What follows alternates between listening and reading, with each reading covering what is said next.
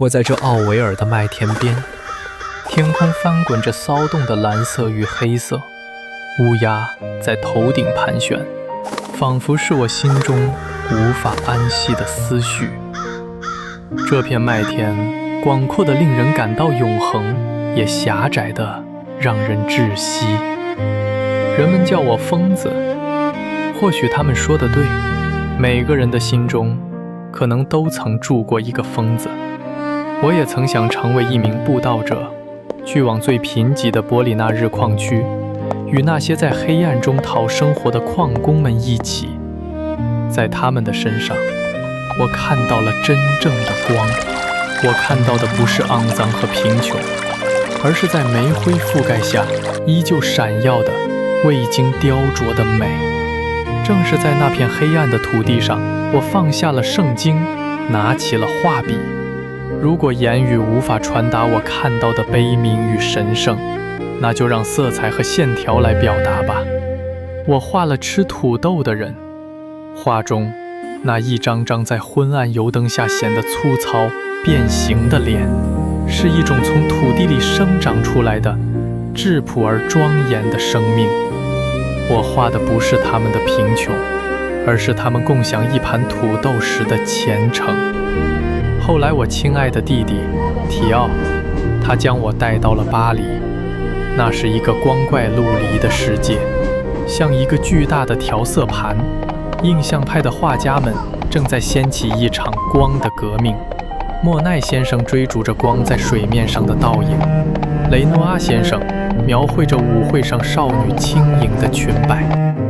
我尊敬他们，他们教会了我如何捕捉瞬间的光影，如何让色彩在画布上呼吸。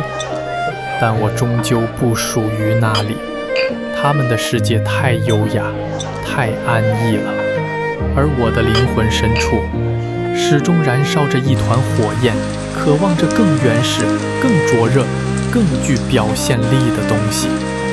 巴黎的灰色天空压抑着我需要南方的太阳。于是我来到了阿尔勒，这里的阳光是硫磺色的，天空是纯净的古蓝色，向日葵像一团团金色的火焰在田野里燃烧。我找到了我的黄房子，我梦想着将它变成一个南方画室，一个艺术家们的乌托邦。我用全部的热情去描绘我看到的一切。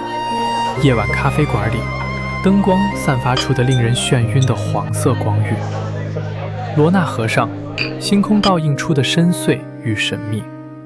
我需要一个繁星点点的夜晚，周围环绕着柏树，或者一片成熟的麦田。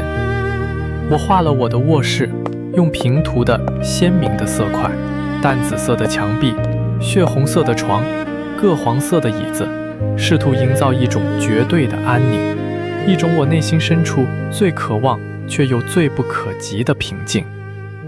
我画了一遍又一遍的向日葵，将它们插在最朴素的陶罐里。对我而言，它们不仅仅是花朵，它们是太阳的化身，是光明的象征，是我对生命最热烈的礼赞。我想用它们来装饰高更的房间，迎接这位我无比崇敬的艺术家。我以为我们能像日本版画中的僧侣一样，共同生活，共同创作。然而梦想最终被现实烧成了灰烬。我与高更的争论日益激烈，他的冷静与我的狂热就像水与火。那个灾难性的夜晚，我所有的希望、激情与绝望轰然坍塌。此后我被送进了圣雷米的精神病院。在那些被高墙围困的日子里，我反而看到了更广阔的宇宙。窗外的柏树像一团黑色的火焰，从大地深处升起，奋力地伸向星空。我画下了星月夜，那夜空不再是静谧的，而是充满了旋转的、咆哮的能量。星辰与月亮化作了巨大的漩涡，仿佛上帝在用画笔搅动整个宇宙。我不是在描绘我看到的景象，而是在描绘我感受到的，那股贯穿天地的令人站立的力量。这或许就是人们口中的疯狂吧，但对我来说，那是我离上帝最近的时刻。